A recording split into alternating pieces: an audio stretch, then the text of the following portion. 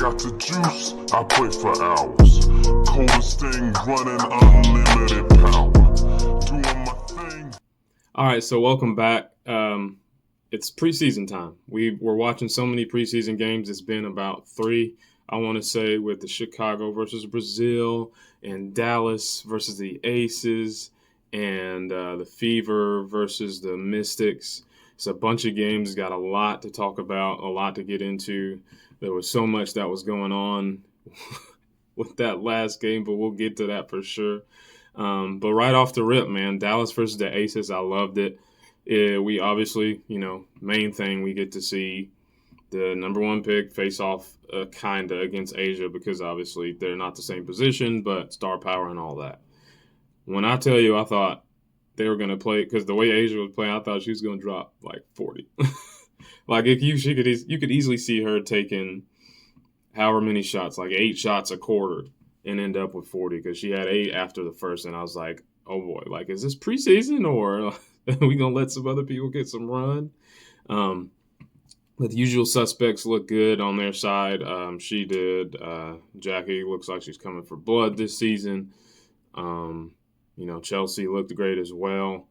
All the key players that were coming back just looked fine for them. I didn't really have any issues with them. Obviously, it's preseason, so everybody's getting back into shape. So I'm not here to like super critique anybody at all. But the rookies definitely look good. I mean, I don't have to say anything. If you're a fan, you watched, you heard, you saw the shot heard around the world. Well, the shots that kept falling around the world, because Halia and I had that thing burning but she was shooting like she had been in the league for decades. And somebody was telling me before, I wasn't really paying. When I was watching Alabama, I was like, one of these 3 are going to get drafted, but not all of them. One, I was wrong completely because Zagreen ended up on the Mystics. Aaliyah and I ended up on the Aces. And then Sarah Ashley Barker ended up on the Sparks. And we'll see if all of them make it. But Aaliyah Nye definitely has that thing on her. When I tell you that girl can shoot, she can shoot. She was just heat checking after a certain point, and she was the only other person that wasn't a regular starter that got 10 shots up, or over 10 shots. I think she shot 11 shots.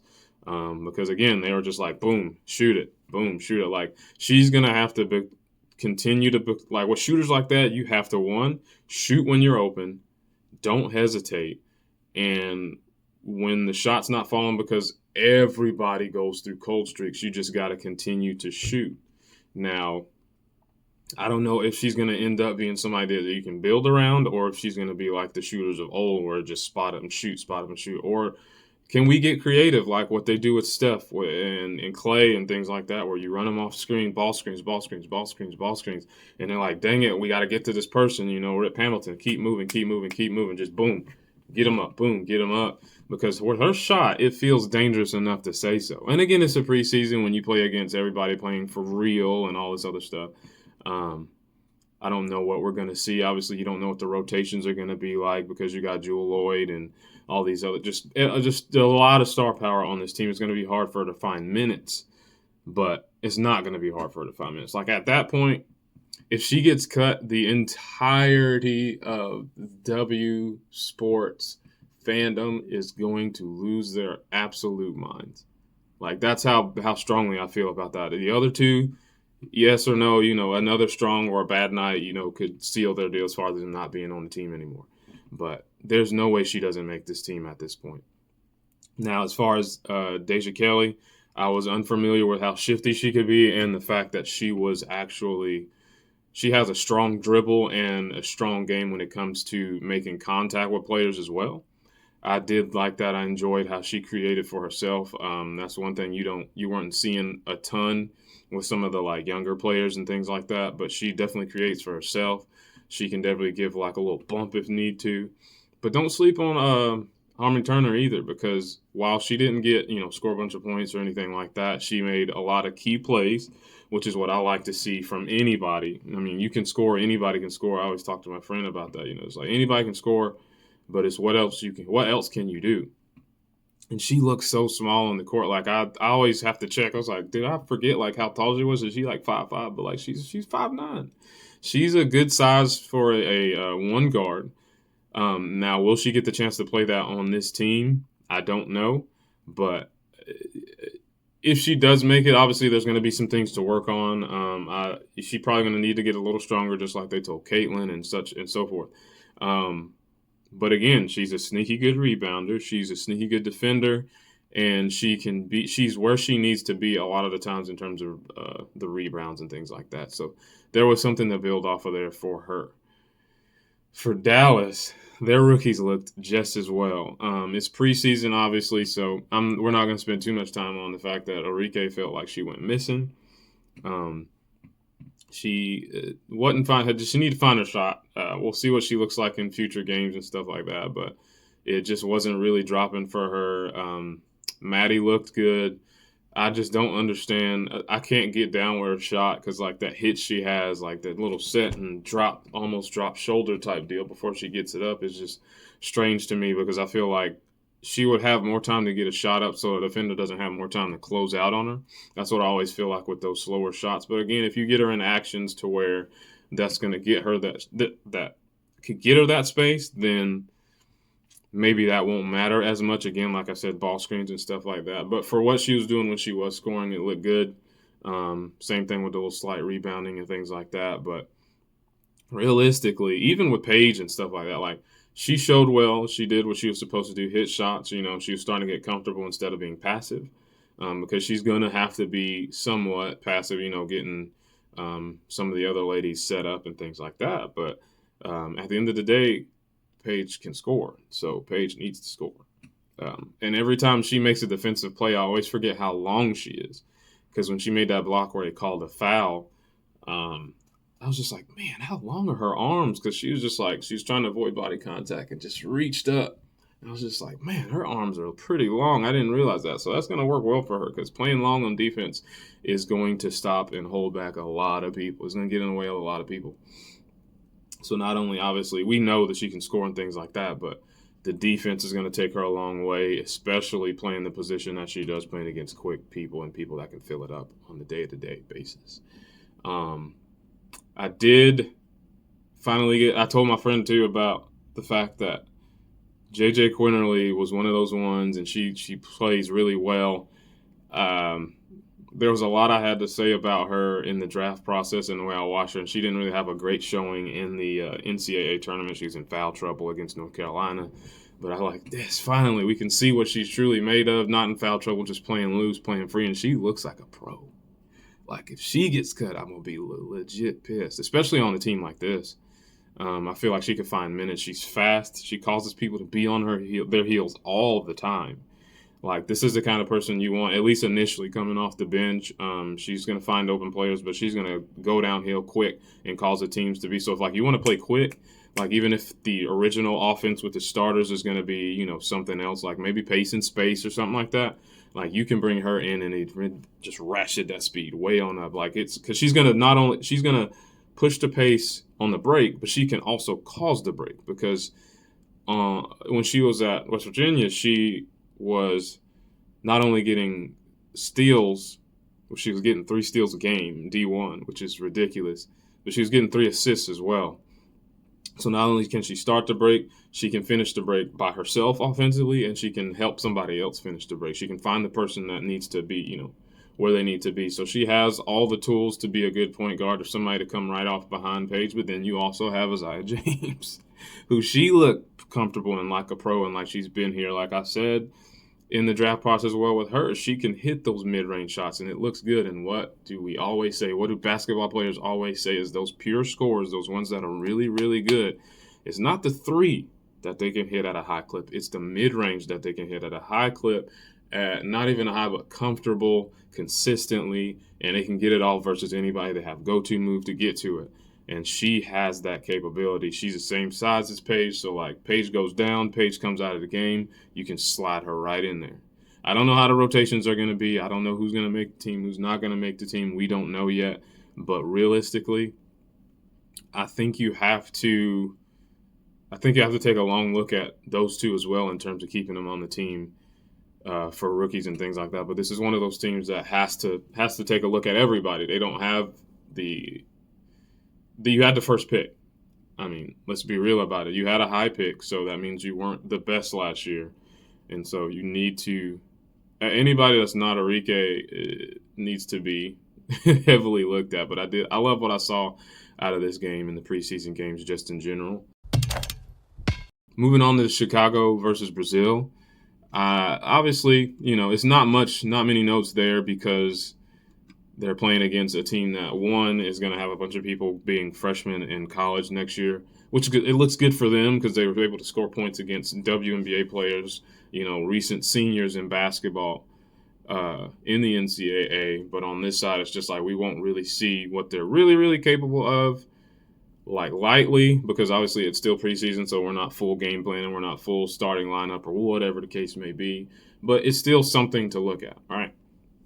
Obviously, Angel looked good. She looks like she's going to be really good in the passing part of her game. It looks like outside of obviously her rebounding and her scoring and her domination in the paint, her passing looked good. There was a ball that got tipped, but the fact that she had the vision to see it is she was like, I don't know, at the free throw line at the other end. So like however many feet, 74-foot pass or whatever the case may be. And she, overhead launched it down to, I forget who was the recipient of the pass now, but the Brazilian player tipped it, but they still got it. But the fact that she's seeing that, and there's some other plays that she made, I think over some defenders as well, which obviously her being 6'4", she's got the height to see over as well. I think I'm here for if you're going to talk about your average, and if she ratchets that scoring up to, let's see, she was 13 and 13 last year. If she ratchets that scoring up to like 18 and 15 rebounds, like you coming in here with seven assists, 6-7 assists. We're talking about an MVP now. You've had some blocks and stuff like that. I mean, she's going to put herself in a race very early. People need to watch out for her. She's one of them ones. Let's just be real about it. Not only that, but again, like everybody's been talking about the offseason, she's added the range to her shot. I don't know how fluent it's going to be, again, once we get into the real season and see those shots after being tired, after having played a couple of games and stuff like that. Obviously, we're fresh legs. We're back. Being in practice and stuff like that is different. But, like, once we're really in it, I want to see what that shot looks like when she's being contested, when people are starting to respect her shot, if it's going to start falling like that. But this could just be a show of things to come, but maybe something that doesn't continue to, or doesn't fully show itself until next year, until the year's coming, where it actually starts to get fluent. She actually starts to get consistent and gets the shot just boom, boom, and then people have to respect her. Now she's scoring 20, and they don't know where she's getting it from. Post, off the offensive rebound, off the dribble, off a catch, off of curls, pin down stuff. So it's a lot of ways it can go. She has one of the best passers to ever play the game in Courtney Vandersloot. And you have Haley Van Lith as well, who's a low-key underrated passer. She learned to play the point guard position. She's not just a scorer, so she's got people that can get her the ball. And if they don't get her the ball, I can tell you right now, she's not going anywhere. So they're going to find her somebody to get her the ball if these people don't work out, which I think they will. But I think that's going to be a key for her, for anybody, obviously, because the position is important, but it's going to be key for this team in general. I was not familiar with Ariel Atkins' game. Somebody on Threads was telling me about it. They're a super fan of her. I think she was with the Mystics last year, and they lost her in like a trade, I think, or something like that. But the way she navigates screens, I was just like, oh, who is this? Oh, my gosh. Because the way she does is just like, it's like she has badges attached. Like everybody else gets stuck on them, and she's just like water. Just like being like water, like Bruce Lee, just like water, getting through all the screens and playing defense at in a really good way. And I just love the way she plays. I don't think I got to see the fullness of what she could do, but just those things in general stuck out to me. And I think this is going to be something that team's going to really, really need going forward. Kia Nurse, I mean, we knew it during Athletes Unlimited, but Kia Nurse is a bucket. So she's not just a catch and shoot. She's a catch, give a little dribbles and shoot as well. So that's going to be good because from what I heard, because I didn't really watch the Chicago Sky last year. I focused on my team, the Lynx, and maybe a couple of others here or there, especially when we played them. But I was just like, specifically my team. But this year, like I said, I'm going to be more about most of the team. So, but yeah, I like the way that Kia Nurse plays. And she wasn't. No, she just signed to this team. So I forget who she was with before. But yeah, she's a bucket. She can hit. We want to see this all against a regular team.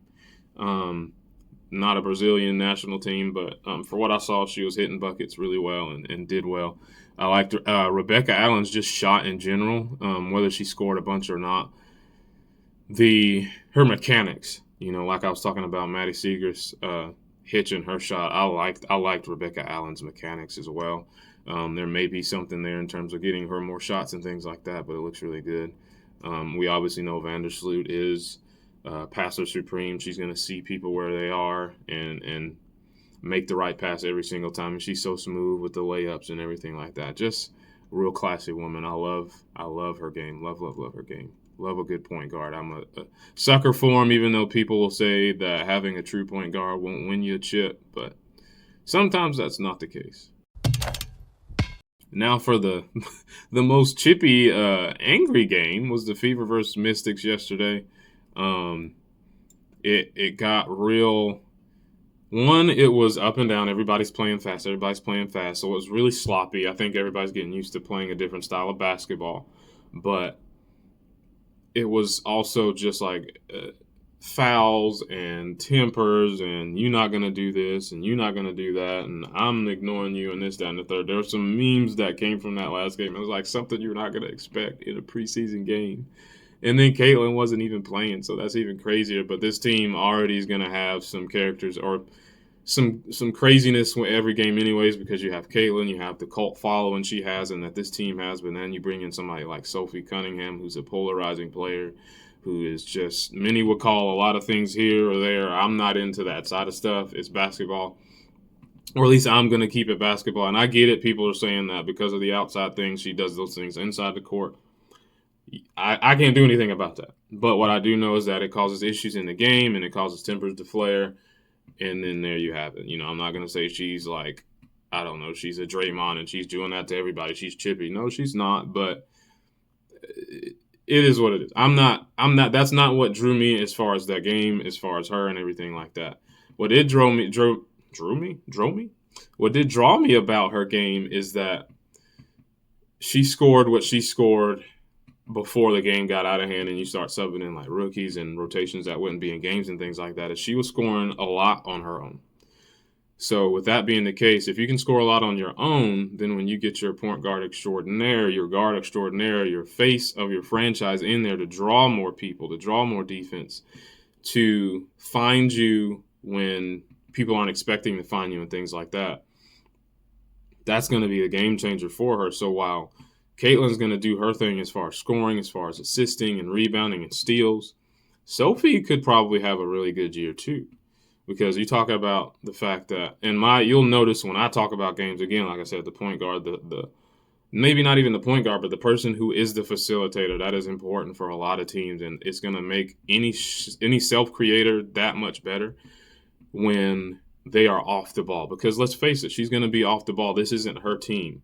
So if it was her team, it'd be different, but with it being Caitlin's team, it's going to be the case of, yes, I got time to get shifty, but like when I'm running off of screens, when I'm, cutting and things like that, there's going to be somebody that's going to find me, and she's going to find you. It's one of the best people to have to find you is Caitlin. So she's going to look good or look better. Lexi's going to look better once Caitlin comes back, which I think we'll see them versus Brazil, which is going to be just like almost a no point to watch because it's not WNBA talent yet, so it's kind of hard to base it off of that, but you'll kind of see what we're really looking for when it comes to them playing with her. Other than that, I don't really have anything for the Fever. I like the fact that my girl Yvonne Ejim got a chance to play. She was making some passes that were questionable, but the right thought was there. So she needs to learn how to dial that in. Whether she does it with this team or not, I don't know. I don't know how close she is to making that team or not, or how close some of the other girls are making the team versus her, because the other rookies didn't really play, but she did. And then everything else I have was really for the other team because I'm going to get to Sonya last because I really, really, really love her game. First of all, the Washington Mystics were going to be my second team to watch this year. I am a Minnesota Lynx fan through and through, clearly, but Washington was going to be my team because, number one, unrivaled, caused me to find not a new love, but like a deeper love for Leah Edwards' game, right? So I was gonna I'm gonna tune into them, and then obviously I'm a Laces fan as well, and so you have Big Mama Steph, her game as well, and ability to shoot and things like that. So it's just like, okay, so we're watching the Mystics, and then they drafted my favorite college point guard, Georgia Amore. Baby Steve Nash. Like, I don't remember if I did a video or a TikTok or something where I was just like, the things that she does is Steve Nash-esque. The passing, running the baseline, her shot. Then she has a nice little step back as well. Like, oh my gosh. And then she tore her ACL. Like, why? Why? I gotta wait till next year to watch her. But get well soon. They're going to carry her on the roster. And she's going to hang out with the team on the bench, learn, and things like that. So I feel like this is going to be a Blake Griffin type thing where she comes in next year. And because she's used to the game, she could end up being Rookie of the Year. Yes, you got a big, nasty class coming through. But with the fact that she's going to have a head start on some things and it being a Rookie Year, who's to say? Who's to say? But that's the reason why I was going to watch this team. But then they obviously got Sonya, which I watched her a lot because obviously with them having a ton of people had the potential of being drafted, I watched them a lot with watching her, obviously, then Olivia and Maddie Westbeld as well, and Liatu King. I watched them a lot for different things, so obviously different players popped at different times, and if I'm watching a game over for a person, I see a player that I didn't necessarily focus on before and things like that. So I watched a lot of her game. So I wanted to watch because of her as well. Then they got Kiki, who is one that I'm particularly hard on in terms of this class because I really love her, what she could become. And I haven't really talked about it much. Like, I talk a lot about what she could be doing, but I really like her and want to see her as a 4 in the WNBA. But I don't know if it's going to happen if she doesn't, one, learn how to rebound and be more aggressive at rebounding, because I've said many times before, she gets out-rebounded by smaller players a lot. She can get you 7 to 8 rebounds off nothing. That is her baseline. So maybe in the W it's like 5 to 6 or whatever. But if she actually tried harder and thought about her positioning and things like that, I think she could be a Angel Reese level rebounder. I think she has the skills to do that, but because like Big Mama Steph, she's not really down there like that. And like, I don't know how they're going to play their rotations and stuff once you get Shakira back, once you get Aaliyah back. Obviously, they're going to be down there. But so I mean, again, too, she won't have unless she outplays Shakira. She's not going to be starting anyway, not right away, and so maybe you play her at the 3, but then if you play her at the 3, she's going to have to be a little better on the perimeter full time. And so then you can kind of give her a pass on the rebound. So then if you're getting 5 to 6, 7 rebounds from your 3, then you're happy about that. But if she's a 4, I would expect her to get a double-double like Angel because she has the tools to do it. Then you come down to the fact that she's the same size as Angel Reese.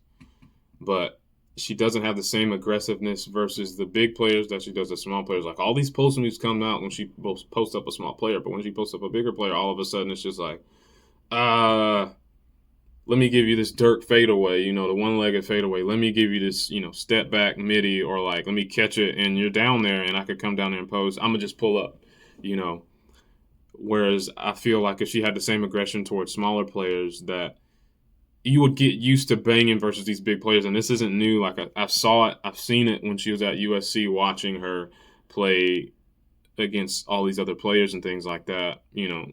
Obviously Raya guarded the better post players most of the time, and Kiki was the one that was good at switching and things. So it's good that like she's gonna need to be a 3-4 anyway, just because she can switch off when you run screens and stuff and not be. She's not gonna be abused. I'll give her that much. And she's got a great shot. She's got a good midi and everything like that. Like if she had Angel's aggressiveness right now, I could say she could be better than Angel because she has a better shot. She can hit the three at a better clip already, and she can hit the midi way better than most of the people in this draft class. So I think she can be a supreme offensive weapon. She can switch on everything on defense, and she can rebound really well.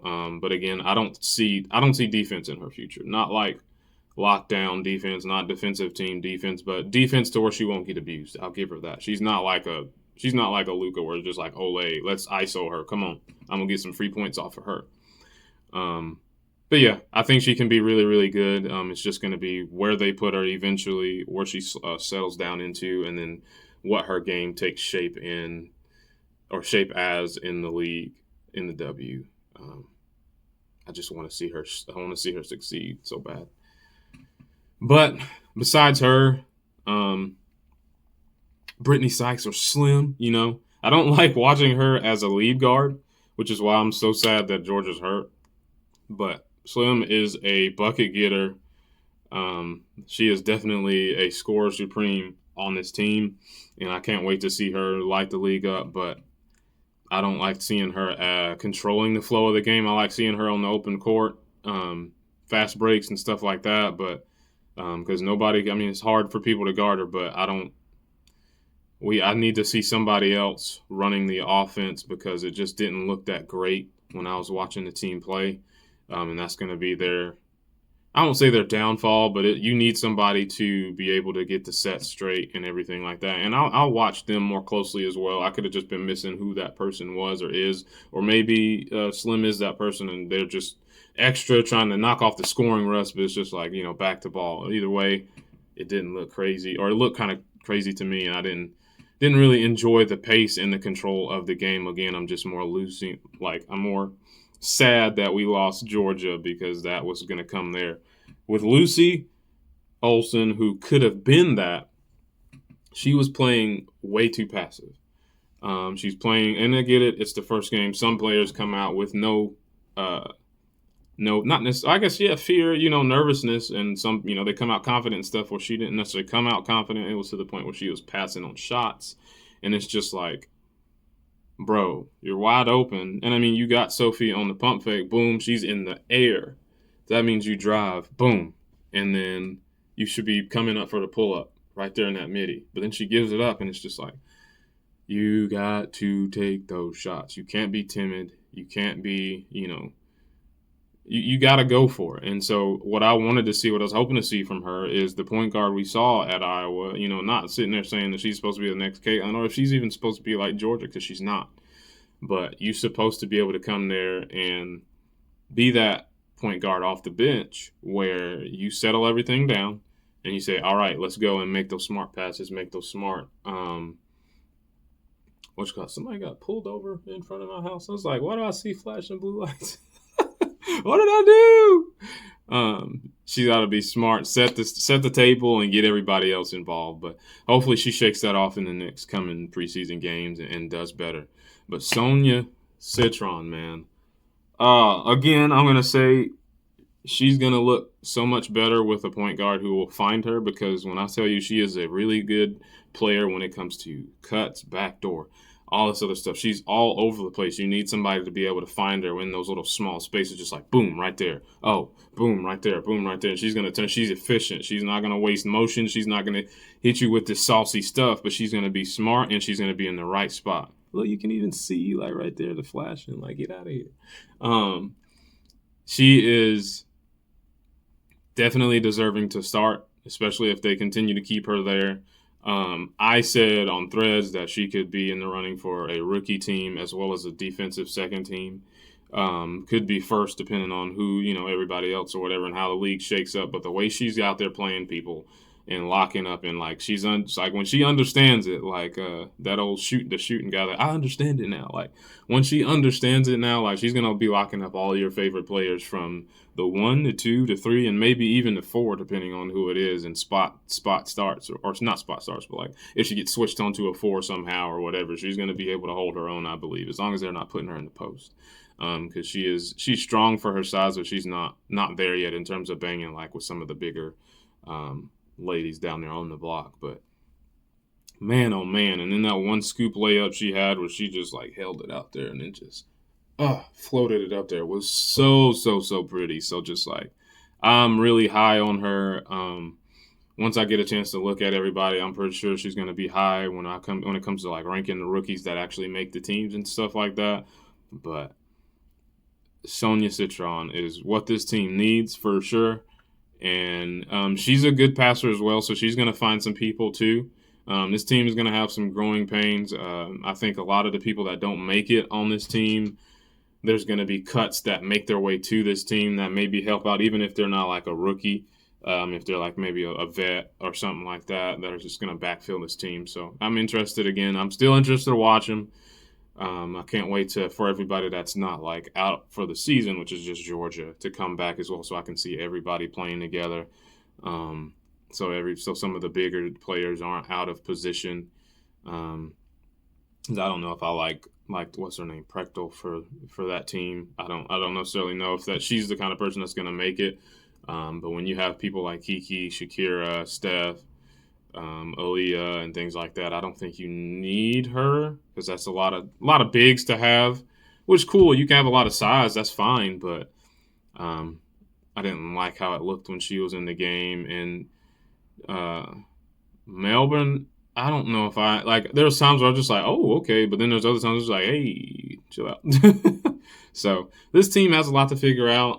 They're probably going to be towards the bottom of the standings, considering what a lot of people brought back, what a lot of people added at the top. When you have your Aces, your Liberty, your Lynx, the Storm, the Fever, like that 5 right there in general is already, coming back and ready to roll. If the Sparks can keep their winning where it needs to be until Cam comes back, then that's another team you got to watch out for playoffs. I mean, so that's 6 teams right off the bat. We don't know how the Valkyrie are going to do. We don't know how the Wings are going to do. So there's some play there, but I think the Mystics will still be in the running for probably for a top 5 pick, top 6, 7 pick, just because of how the other teams shake out. But anything can happen. We know with sports, a team can click really well and the top team can fall. All it takes is injuries or just not meshing or something. Everybody's having a bad year either way. But I can't wait to see what the rest of these games look like. Today, I think we have the Fever versus the Brazilian national team, and then there's another late game as well.